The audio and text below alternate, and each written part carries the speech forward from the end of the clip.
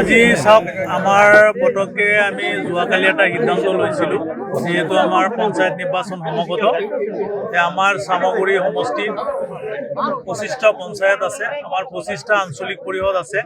আমি আগন্তুক নিৰ্বাচনৰ পঞ্চায়ত নিৰ্বাচন উপলক্ষে এটা আলোচনাৰ কাৰণে আজি এই সভাত আমি ৰূপী কলেজৰ সন্মুখত ৰূপী জাতীয় বিদ্যালয়ত এখন সভা অনুষ্ঠিত কৰিছোঁ।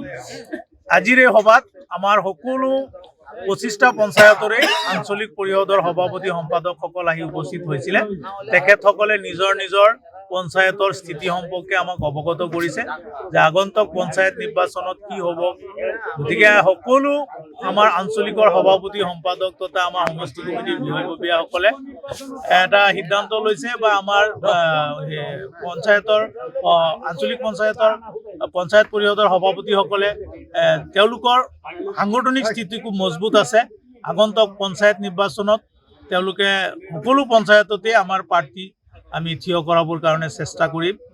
আৰু যদি আমাৰ অসম গণ পৰিষদ আৰু ভাৰতীয় জনতা পাৰ্টিত যদি মিত্ৰতা হয়, আমাৰ যিহেতু এইটো কেন্দ্ৰীয় কমিটি বা জিলা সমিতিয়ে বা আমাৰ মাননীয় বিধায়ক ডিপ্লুৰঞ্জন শৰ্মা ডাঙৰীয়াই চামগুৰি সমষ্টিৰ সিদ্ধান্ত ল'ব। গতিকে তেওঁলোকে যদি মিত্ৰতাৰ সিদ্ধান্ত লয়, আমি নতশিৰে আমি এই মিত্ৰতাত আদৰণি জনাই আমি আগন্তুক পঞ্চায়তত নিৰ্বাচনত অৱতীৰ্ণ হ'ম। কেন্দ্ৰীয় সমিতিৰ সিদ্ধান্ত মৰ্মে আমি পঞ্চায়তত অৱতীৰ্ণ হ'ম। যদি মিত্ৰতা নহয় তেনেহ'লে আঞ্চলিক এজিপি প্ৰস্তুত অকলশৰীয়াকৈ নিৰ্বাচন খেলিব যদি মিত্ৰতা যদি চাওক, এইটো মিত্ৰতা নহয় বুলিতো এতিয়া ক'ব নোৱাৰিম আমি, কাৰণ এই সিদ্ধান্তটো হ'ল আমাৰ কেন্দ্ৰীয় সমিতি। এতিয়া আমি বিয়াসূত্ৰে গম পাইছোঁ যে অহা 3 তাৰিখে আমাৰ অসম গণ পৰিষদ আৰু ভাৰতীয় জনতা পাৰ্টিৰ কেন্দ্ৰীয় কমিটিয়ে এটা বৈঠক অনুষ্ঠিত হ'ব। তাতে মিত্ৰতা সম্পৰ্কত আলোচনা হ'ব। তাতে যিটো সিদ্ধান্ত আহে আমি এই সিদ্ধান্ত মানিম। এই সভাখন সফল কৰাৰ কাৰণে আপোনালোক সকলোকে ধন্যবাদ দিছোঁ। আৰু 10 তাৰিখৰ ভিতৰত আপোনালোকে প্ৰতিটো ৱাৰ্ডৰ পৰা এজন ৱাৰ্ড সদস্য আপোনালোকে পঞ্চায়ত নিৰ্বাচনত প্ৰতিদ্বন্দ্বিতা কৰিবৰ কাৰণে এটা সিলেকশন প্ৰক্ৰিয়া আপোনালোকে আৰম্ভ কৰিবৰ কাৰণে আজি আমি আপোনালোকক অনুৰোধ জনাইছোঁ। পিছত মিত্ৰতা হ'লে আমিতো মিত্ৰতা কৰিমেই, মিত্ৰতাটো হাই লেভেলত। বিজেপিৰ প্ৰভাৱ মেইন প্ৰভাৱটো ইয়াতে মজবুত আহি পেলাই এইবিলাক আমাৰ এজিপিৰ মানুহবিলাকে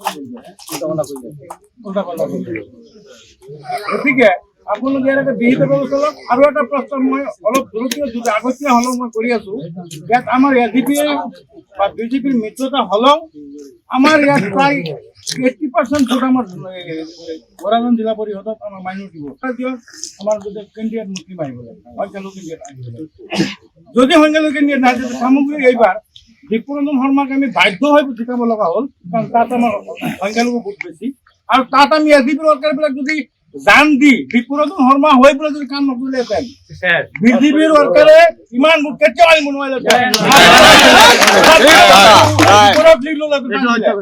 26,000 ভোটত লিড লৈ পাছ কৰিছে ডিপ্লুৰঞ্জন শৰ্মা।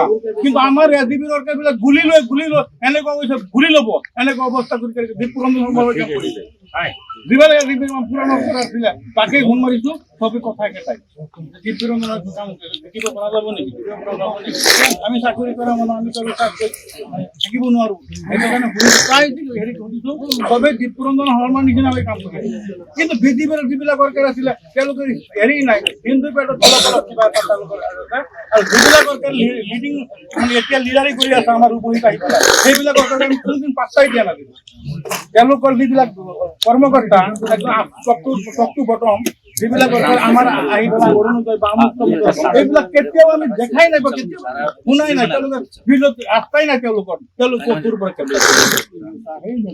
সেইটো কাৰণে কৈছোঁ, মই অনুৰোধ জনাইছোঁ যদি মিত্ৰতা হয় তথাপিও এজিপিৰ পৰা আহে কেণ্ডিডেট, যদি মিত্ৰতা হয় এজিপিৰ পৰা আহে, বিজেপিৰ পৰা আহে, যদি চিম্বল আহে তেনেহ'লে চিম্বলটো যাতে সংখ্যালঘু মানুহৰ হৈ আহে। আৰু নহ'লে তাৰ পৰিণাম কিন্তু ভুগিব লগা হ'ব। যেনেকৈ কান্দিলে ভুগিছে, ৰখিবলৈ ভুগিছে, তেনেকুৱা ভুগিব লগা হ'ব। কিন্তু মই এডভান্স কথাবিলাক কৈ আছোঁ। কাৰণ যদি ইয়াত সংখ্যালঘু কেন্দ্ৰীয় নাহে, এজিপিৰ পৰা আহে, বিজেপিৰ পৰা আহে, ইয়াৰ সংখ্যালঘু কেন্দ্ৰীয় যদি চিম্বল নাহে তেনেহ'লে চাব গোপন বুজাবুজি কৰিব। যিকোনো খবৰৰ বাবে যোগাযোগ কৰক 7099017330 লগতে 7099017110 নম্বৰত।